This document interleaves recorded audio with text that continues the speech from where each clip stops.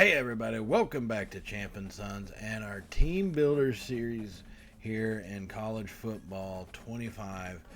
Coming off a disappointing finish, getting blown out by Alabama. So looking at the way the rest of the playoffs ended up happening, Alabama did go on to lose to Notre Dame in the Peach Bowl. And Kansas State took out Michigan in the Fiesta Bowl for the semifinals, and then Notre Dame completely demolished Kansas State in the national championship game. So they will be your national champions for this season. Now we got to move on to the next year because the sun does rise every day. And a new season's coming, and so we got to be prepared for it. We haven't reached the top of that mountain yet, but we need to work towards that direction. So what I'm looking at here is this offseason and trying to pick guys up, one that I think can truly have an almost immediate impact, right? Now we've got, some talent on the team. We've also got some talent in pretty much across the board. I think we're a fairly well-built team. We don't lose too much every season. But it's one of those things that where we find ourselves with a need generally tends to be at some of the most important ones. I know you see a lot of the red in terms of, you need these guys. You need to get players in of this position. And I do look at that some, to be honest. I do, but not all that much. Obviously I will to try to fill out some of what, because position-wise you have to have it. But one, there's position changes and all that fun jazz that you can do. So I don't worry too much completely about that. So you will at times see us have a lot of needs. However, this also gets spurned on by having some guys graduate, Once you hit a bunch of seniors coming up, it's going to say, oh, crap, you need these players. May not be an immediate need. It just is a need that will happen eventually. So we're going through, and I want to add in players that are we're going to try to have an immediate effect with, right? And there's some of those guys like Kelvin Bowe here. He's going to be a transfer sophomore. He's a middle linebacker. He's got pretty good talent across the board in terms of he's fairly consistent. It's not fantastic in one area, but it's not horrible in one area either. He's pretty consistent across the board, who's going to be a solid middle linebacker. And playing in the Big 12, him being a pass coverage middle linebacker is something that can really actually play to the way the Big 12 is. Alex Shell is a 4-star quarterback, 94 throw power, 79 deep accuracy. He's got definite potential, right? He really is. He's a sophomore, so he'll be coming into a junior year. He's out of the transfer portal. He is an improviser, which also does work to our play style, just for the simple fact that, with the option game, we need to keep that as a possibility, especially with things we run out of the Wildcat. We need to have a quarterback that can move when the time calls for him, right? So I do want to see about getting him. We may need a year between Steelman, who just left because of graduation and going to the NFL, and our up-and-coming young crew of quarterbacks that we do have on the roster. But we'll see. We'll see how that kind of works out for us this season. Now, we're still trying to fill out some of the other spots that are in need, but that we really have struggled with in places. Tight end, I think we've always been fairly consistently okay. It hasn't been great, but I think we should probably look to make that move to get a top-notch tight end, like a true, Tony Gonzalez, our version of Tony Gonzalez tight end. And now another area we need to look at is a running back, Tommy Cadu. He is going to be an elusive back, labeled as an athlete, 91 speed, 87 agility, 88 acceleration.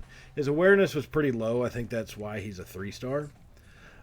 But he's someone that, if we put him out in the field, I think, get him out in a little bit of space, he can make something happen. That's all I'm saying.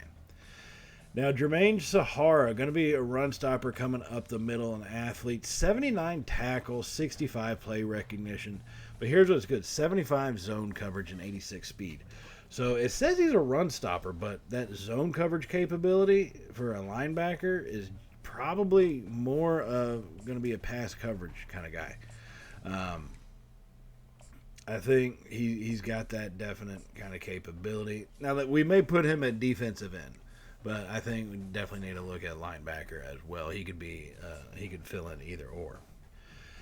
Tim Stumpf, the last recruit that we're looking at right now, 78 catch in traffic, 86 spectacular catch, 88 acceleration, 91 speed out of Madison, Alabama. He's a 3-star physical wide receiver, 6'4", 199 pounds. The dude's got size and strength.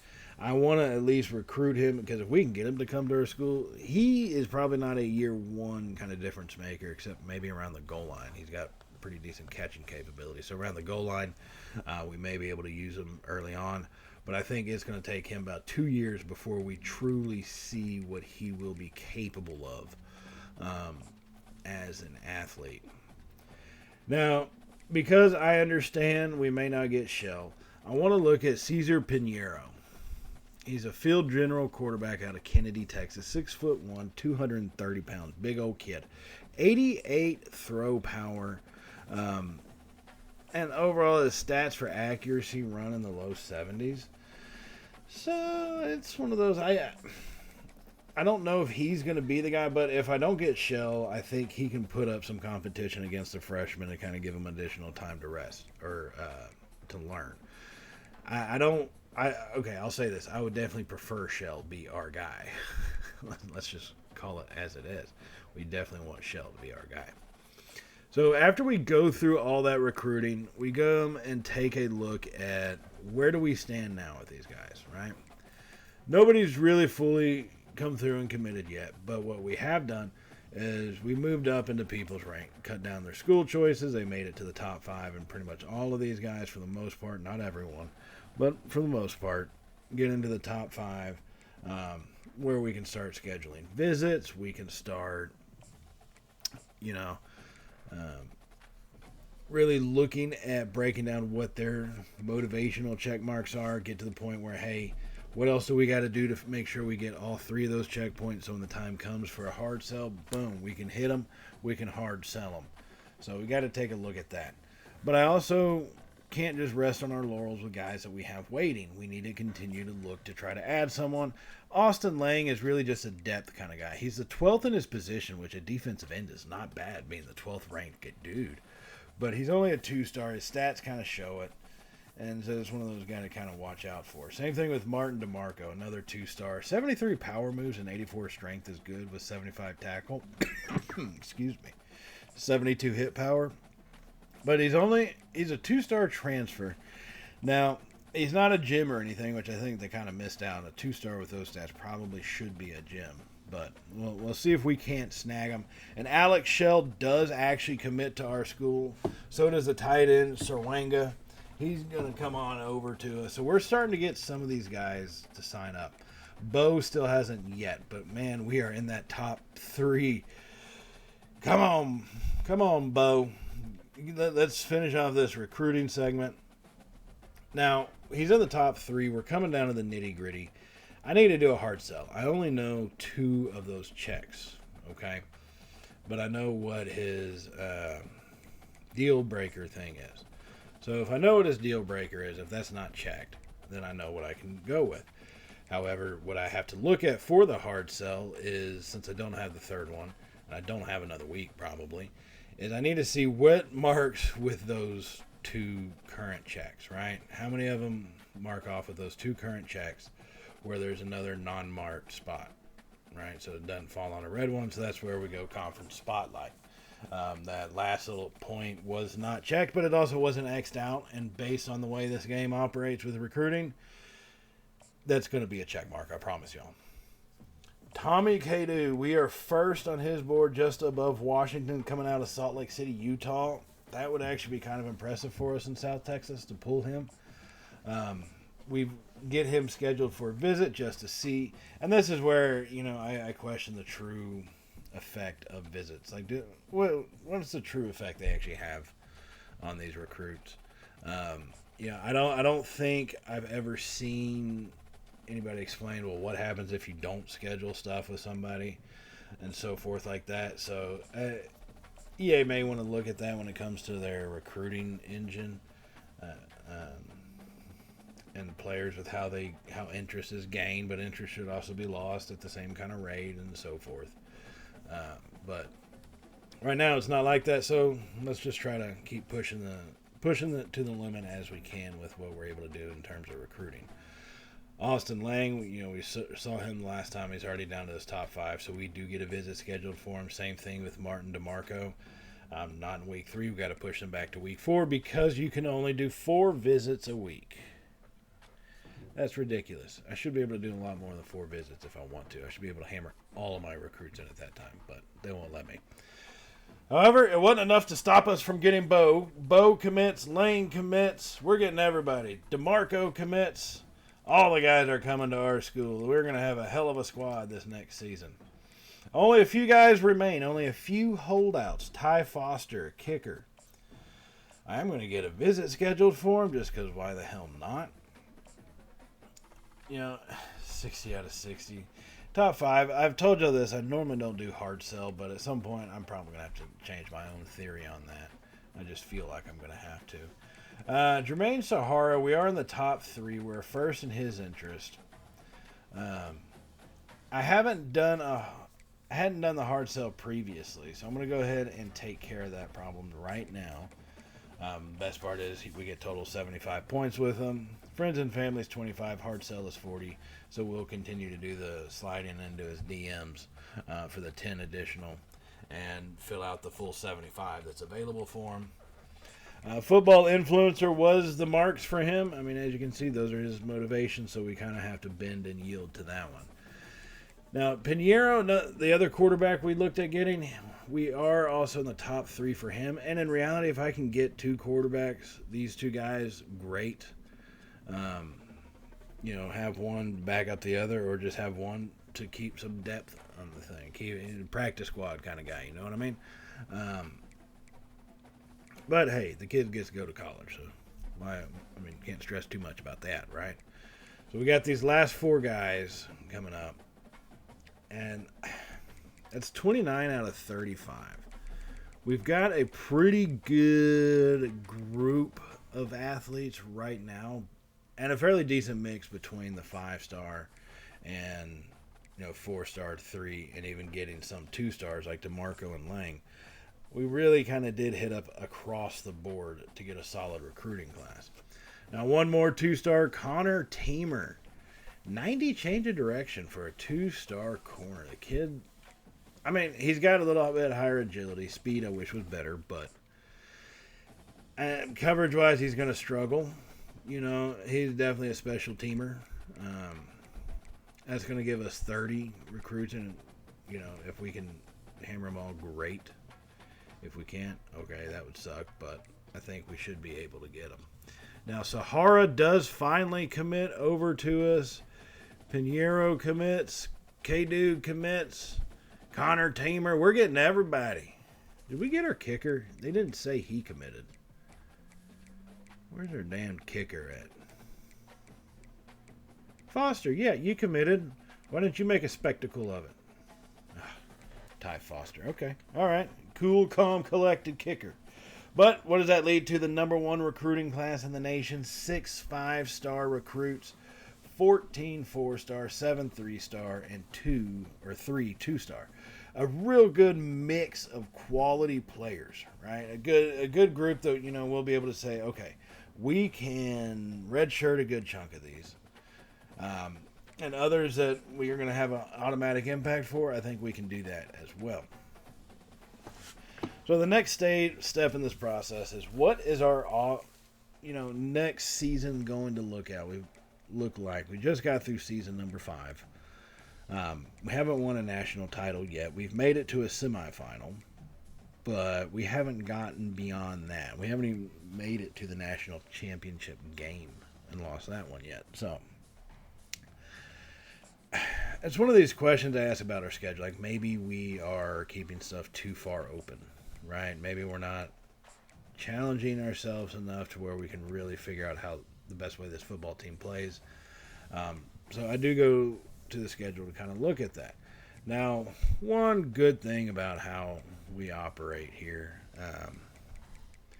is I enjoy the thought of a home and home series, right? It's been mentioned before, but I do enjoy doing home and home series with bigger schools. One, man, that's just a real life kind of thing. It really helps build up, amplify the season for the most part. So now with this year, what we need to look at is what I really want to look at, not just home and away, but where are we playing these guys at, right? So I did switch Arkansas and Ohio State just for the home to be home to start, then away, and then home. I didn't want to go home, away. It just feels like I think transitioning from Arkansas into the Big 12 with back home games would be best for us. It keeps our home and home series with Arkansas and Ohio State. These are two big programs. Arkansas last year got the better of us, kind of shockingly, really. We were a pretty well set up stacked team, but they got the better of us in that one. So we got to turn our fortunes around, and obviously they are a measuring stick for us. Outmeasured us last season, but this next upcoming year, hopefully we can basically perform better and kind of go beyond that, right? So now we need to look at who are we going to be recruiting for this upcoming season. And God knows we need punters. I mean, it is what it is in all reality. Although, I mean, let's face it, anybody who's a Longhorn fan back, I don't know, like 6-7 years ago when Dixon was our punter, having a punter that can boot the ball 65 yards and land it on a dime with as much spin and skill as a PGA golfer has on a shot, it makes a big difference. It really does. So it's one of those, we need it, but I can't take it too seriously, but I also need to understand. You need every pick, every recruit can have an impact, right? So I like to sort out my recruits generally by the rating, which is kind of what you see it sorted out here as. Sometimes I do want to check interest just to see what kind of interest we're having, but coming off a win, it doesn't always garner that much. Or coming off a loss, the first game loss, it was the quarterfinals of the playoffs, but still got destroyed because we choked it out in the last 5 minutes of that game, give or take. So, interest, I don't know. It seems to be waning or low. I think also it's because we're a team builder school in all reality, and we came in as a cupcake versus coming in as, I don't know what they do for your school rating as a powerhouse. Or I guess it's the team you replace. I think I've heard that too. We replaced Kennesaw State. So, not going to have the high ratings on all that. And I think that does kind of hamper you at the beginning of these seasons. So it's one of those things just need to keep a watch for as we go through with these recruits, knowing it's going to be a little longer of a drive for us to get them than it would be for one of the other teams performing just as well as we are. So I am selecting more 5 stars this go around than I would in the previous years, right? I think last season we got a good number of them. I mean, I know it had 6, and really going after as many of them as we are going after, it's one of those. It's a lot more than normal, kind of pushing the boundaries, I think, of what we should do. But we got to start pushing it at some point. We're 5 seasons in, made it to the semifinals, but haven't gotten even into a national championship game. We got to make that happen. Bringing in talent's the best way to do that. So we're going through a lot of these 5 stars. And, of course, in this opening segment, you can only offer a scholarship. So I just want to look at some of these guys. And surprisingly enough, we're not seeing a whole lot of gems immediately to start. These were some of the top guys in the country. So, like Quincy North, that we just see right here. He's the number 1 position player at quarterback. He's the number 5 player nationally in all of high school football. Not a gem of an athlete. But he does have 98 speed, 70 awareness. I mean, this kid is going to be coming out as a freaking rock star next season with those stats, with where they're at. Morgan McDaniel, same thing. We're talking Christian McCaffrey like 4.0 at this point, with what he's going to be bringing to the table. Emmanuel Canaday, a left tackle. These are interesting to look at. Pass block 85, run block 84, impact 91. I like looking at the tackles to see kind of what they are going to do. It's kind of funny because guys like that, especially this many holding penalties as we get, you get someone of that talent, and hopefully that would cut down on it. Now, free safety Sean Stevens, 79 tackle, 92 speed, 65 man coverage, which, I mean, okay, so the safeties at times are going to have to play man coverage. I may need them to step up. I may need him to step up a little bit. He's a 5-star, so he's going to develop faster than the others, I think.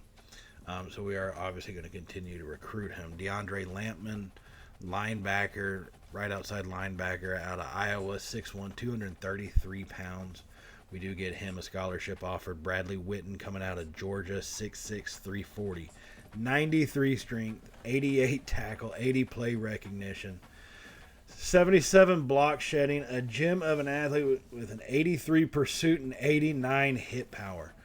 Good Lord. This guy's like Aaron Donald. I mean, my goodness, that's crazy. To be that good, just sitting there just scouting the first time. David Lockett is another gem of a defensive tackle. In all reality, one of these two would be fantastic to get. If I could get both of them, holy Lord, I think our defense could be unstoppable for about the next 4 years with them starting as freshmen. But I think at least, if we can get at least one of them, we'll be good.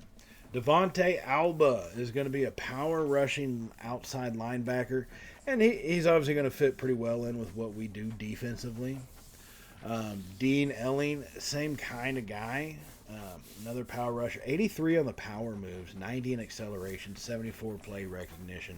Coming off the edge, Alba and Elling on either side, you're talking about guys who could potentially be game breakers right there. John Zeman, not really a bust, but 97 speed, 85 zone coverage, but 72 man coverage, which is where he lacks. But my goodness, you start calling a lot of zone, put him in. I mean, that kid's going to be pretty damn good. Clifton McGarity, right tackle out of Camden, New Jersey, 6'5", 305, 93 strength, 74 run block. That kind of makes me nervous. 79 run block power, 82 pass blocking power. I mean, he's a 5-star, but if you look at him compared to the tackles up top, man, some of those stats are a lot lower, but he's incredibly highly ranked in the tackle position. Cole Amerson, going to be another cornerback, 93 speed, 69 play recognition, 62 tackle. That's kind of harsh for me. 78 man coverage, though, is a positive, but still the 69 play recognition and 62 tackling. Our defenders are left out on islands at times, semi-often. I'm going to need to make sure that they can tackle. And if this dude cannot tackle any better than that, he's going to be a risk, but maybe a risk worth taking. Maxwell McCroy, 5-star scrambling quarterback. He's got capability, obviously. I mean, if we could run an option game with him, and this kid, I think, could probably dominate. 86 release, 82 catching, 84 acceleration for Mr. Martin Phibbs, wide receiver, 5-star wide receiver. And so those are going to be the recruits we're going after. A lot of pretty much primarily only 5-stars for the most part outside of our punter to start. So here's what we're looking at when it comes to our team, right? You can see the 3 freshman quarterback we have, redshirted Gourlay and Bosch, 80 and 78 respectfully, right up near the top for the most part. Alex Shell is 90 overall. He is going to start at least for this season. In the running back field, Jamal Gammon is going to be your. Normally he should be around the top, but him and Brockle are going to be splitting time a lot this season. They both have a lot of upside to them in different areas as far as, being more elusive than the other. Gammon's way more powerful than Brockle is. But so they have their strengths, and they're both definitely going to be seeing the field. As far as our receivers go, I love seeing that we've got a good amount of speed on the field. That's what we're going to need. We're going to have to stretch the ball out this upcoming season. Stretching the ball, stretching the offense, stretching the game, and really making some big plays. Now, Serwanga, that's what's funny. Looking at him, he's an 89 overall, it looked like, but he's third. I think he'll do fine. Maybe not this season, obviously, but next season we'll definitely have a spot for him. Looking at some of our offensive line, Curtis Gage, he's here for his senior season. He's a 91 overall. He's been with us ever since the beginning, really for us the last 4 years, from redshirting his freshman year and so forth to this coming up to me in his final season. He's really developed pretty well. Now looking at the defensive side, Huckabee coming off the right edge with Brents, and then Jackson, Matthias Jackson. I think we may need to look at giving him a little bit more playing time. Jackson is definitely younger, but he's got potential. And I think the best way to get him developed is to get him out on the field. So here we are, just doing some final minor little changes to kind of squeeze stuff in. Caleb Brents is 84 overall. I do decide to go ahead and move him up to let him get a lot more playing time. I think he's going to develop quicker. And good Lord, if we could have Brents coming off an edge and then one, if not two, of the defensive tackles that we're recruiting right now on the line for us next season, ooh, we'd be dangerous. We'd be highly dangerous defensive machine. Okay, so gonna have to keep a watch on that. Now, what's always funny is with these defensive ends, they'll switch out right ends and left ends because I think it just has DE somewhere in the coding, so they get swapped out quite a bit. I don't mind it at times. Other times I can find it annoying. It's more just a commentary on that topic. Our outside linebackers, we don't have the greatest number of them, but those that we do have are pretty solid in the sense that they can do a lot of different things. They got high awareness, they got good or decent coverage capabilities, and good speed. So, and in the linebacker field, that's what we're going to need. Being in the Big 12, they're going to have to do a lot of coverage and chasing guys down. Defensive backfield, Fisk is going to be our number one corner. Madden coming in at number 2, and Crumpler at number 3, our slot corner. But the one top side, all these guys are high. Their overalls aren't that great. Fisk 91, Crumpler 83, Madden 88. But look at their speed that they have. I mean, good Lord, Madden has 99 speed. Crumpler is 94, and Fisk, I think, is like 94 also. So a lot of speed in that backfield, and I think that's truly what we need on the outside edges and all that to compete in the Big 12. It really does help. So that's the team we're looking at going into this next season with. That is going to all get started in the next episode with their kickoff against New Mexico State. Followed up by the game on the road in Columbus at the Horseshoe against the Buckeyes of Ohio State. All of that will be next time, so hit that subscribe button if you have not hit it already. Definitely give us a thumbs up if you did like this video, and you appreciate everything that we're doing for you, that you're doing for us here at the channel. I mean, the amount we've grown recently has just been crazy, so thank y'all so much for that. It really is everything owed to y'all for that. And then hit that bell icon so you can be notified of all Champ and Sons content, whether it's Team Builder, just regular college football, anything else we're doing here on the channel. Hit that bell icon to be notified of it. And I will see y'all in the next episode, everybody. So as always, stay safe, and well, y'all know how it goes from here, right? Later, y'all.